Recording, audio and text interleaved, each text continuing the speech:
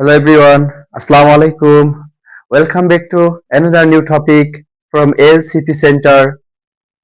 সুপ্রিয় শিক্ষার্থী বন্ধুরা, তোমাদের বেসিক গুলোকে স্ট্রং করার জন্য ইংলিশে এবং এইচএসসির যারা ইউজ অফ ফ্রেশ নিয়ে ভুগতেছো এগুলোকে সমাধান করার জন্য আমি এমডি সোহেল রানা এলসিপি সেন্টারের পক্ষ থেকে আজকে আবারও 3 নম্বর ক্লাস নিয়ে তোমাদের সামনে হাজির।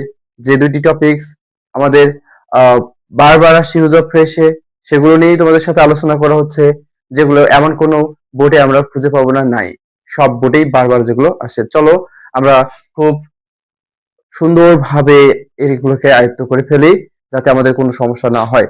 সুপ্রিয় শিক্ষার্থী বন্ধুরা, আজকের আমাদের ক্লাসে ইউজ অফ ফ্রেশের ক্লাসে যে বিষয়টা উল্লেখ করা হচ্ছে উড রেদার, তারপরে হচ্ছে ভি ওয়ান, তারপরে হচ্ছে অবজেক্ট, তারপরে দেন, তারপরে ভি ওয়ান। হয়তো বা হিজিবিজি লাগতে পারে, আমি সুন্দরভাবে বলে দিচ্ছি, সবাই দেখে নাও।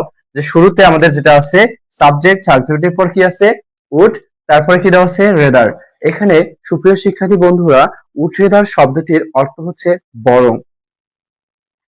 এখানে ভি ওয়ানটার অর্থ হবে করা ভালো, এবং অবজেক্ট থাকবে, তারপরে একটা দেন থাকবে, দেনের পরে ভি ওয়ান থাকবে। এটা আমরা পরীক্ষায় চিনব কিভাবে? পরীক্ষায় সাধারণত উট্রেদার আমাদের বক্সের মধ্যে দেওয়া থাকবে, সেই বক্সে উট্রেদার দেওয়া থাকবে।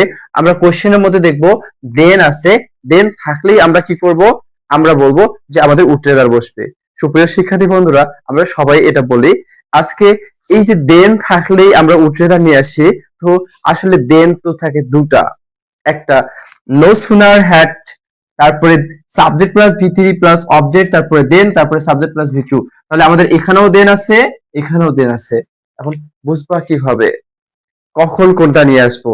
এটা নিয়ে আমার অফলাইন ব্যাচের মধ্যে অনেক শিক্ষার্থীরা আমাকে কোশ্চেন করে প্রতিনিয়ত, যে স্যার দেন তো দুটা, একটা নো সুনার হ্যাটের দেন, আরেকটা হচ্ছে আমাদের উড রেদারের দেন, কোনটা কখন বসাবো?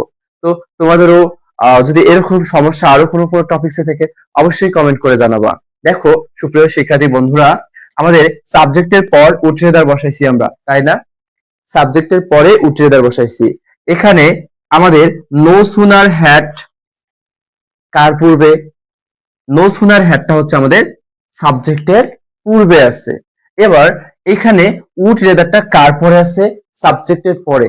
তাহলে আমরা যে দেন দেখেই নিয়ে আসবো উড রেদার অথবা নো সুনার হ্যাট, তাহলে টেকনিকটা কি?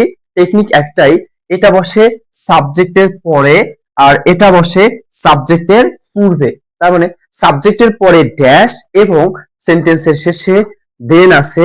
আমাদেরকে অবশ্যই অবশ্যই বক্স থেকে উড রেদার নিয়ে আসতে হবে। এবং আমরা যদি দেখি সাবজেক্টের পূর্বে ড্যাশ আছে, দেন আছে, অবশ্যই অবশ্যই কি নিয়ে আসতে হবে? নো সুনার হ্যাট নিয়ে আসতে হবে। এবং সুপ্রিয় শিক্ষার্থী বন্ধুরা, এখানে আরো একটা বিষয় বোঝার আছে, যে দেন থাকলেই যে আমরা উড রেদার নিয়ে আসবো, দেন থাকলেই যে নো সুনার হ্যাট নিয়ে আসবো, এখানেও একটা কম্পেয়ার করি। এখানে দেনের পর ডিরেক্ট ভার্ব আছে এবং ভার্বটা হচ্ছে ভি ওয়ান। আর নো সুনার হ্যাডের পরে, এই নো সুনার হ্যাডের এখানে দেনের পর একটা কি আছে? সাবজেক্ট আছে, সাবজেক্টের পর একটা ভি টু আছে। তার মানে আমরা দেখতেছি এখানে দেনের পর সাবজেক্ট, আবার ভি টু, আবার অবজেক্ট, আর এখানে ভি ওয়ান, তার পূর্বে দেন, কোনো সাবজেক্ট নাই। তার মানে দেখেই বোঝা যাচ্ছে নো সুনার হ্যাট একটি আলাদা, আর আমাদের হচ্ছে উড রেদার একটা আলাদা টপিকস। এখন চলো আমরা আইডেন্টিফাই করলাম পরীক্ষায় পারার জন্য, কিন্তু স্পোকিং কে আসলে কিভাবে শিখবো, বা এগুলো দিয়ে সেন্টেন্স কিভাবে মেকিং করব, এইভাবে যেভাবে পড়লে আমরা সেন্টেন্স মেকিং করতে পারবো। সাপোজ আমাদের এই যে সাবজেক্টের পর আমরা উড রেদার বসাবো, তারপরে একটা ভি ওয়ান বসাতে হবে।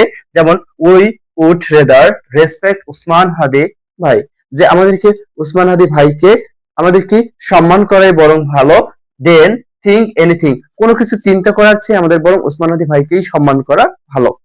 তাহলে কোনো কিছু করার চেয়ে বরং ভালো, এরকম অর্থে আমরা উড রেদার ডট দেন ব্যবহার করি। যেমন আমাদের মিনিংটা আসবে এভাবে, আমরা যদি একটু লক্ষ্য করি, বলা হচ্ছে উই উড রেদার রিসপেক্ট, আমাদের বরং সম্মান করে ভালো উসমান হাদি ভাই, উসমান হাদি ভাইকে। দেন থিঙ্ক এনিথিং, দেন চেয়ে, থিঙ্ক এনিথিং, কোনো কিছু চিন্তা করার চেয়ে। আবার এখানে যদি আমরা আসি, নো সুনার হ্যাডের একটা বিষয় আছে, তোমাদেরকে আমি বলি যে নো সুনার হ্যাডের পর সাবজেক্ট তারপর যে ভি3টা বসে, এই ভি3টার অর্থ যেমন হওয়ার কথা তেমন হয় না, ভিন্ন হয়ে যায়। কিরকম ভিন্ন হয়ে যায়? হতে না হতেই, করতে না করতে এরকম অর্থ হয়ে যায়। যেমন no sooner had we won the game, আমরা সাধারণত জানি উইন থেকে ওন হয়েছে, উইন মানে জেতা, তাহলে এখানে ওন শব্দটার অর্থ জিততে না জিততেই। তাহলে no sooner had we won the game, আমরা খেলাটি জিততে না জিততেই, দা দেখো দেন আওয়ার ফ্রেন্ড, আমাদের বন্ধুরা, তাহলে আমরা এখানে কি দিব? দেন আওয়ার ফ্রেন্ডস কি বলতেছি? Went out of the field, মাঠের বাইরে চলে গিয়েছিল।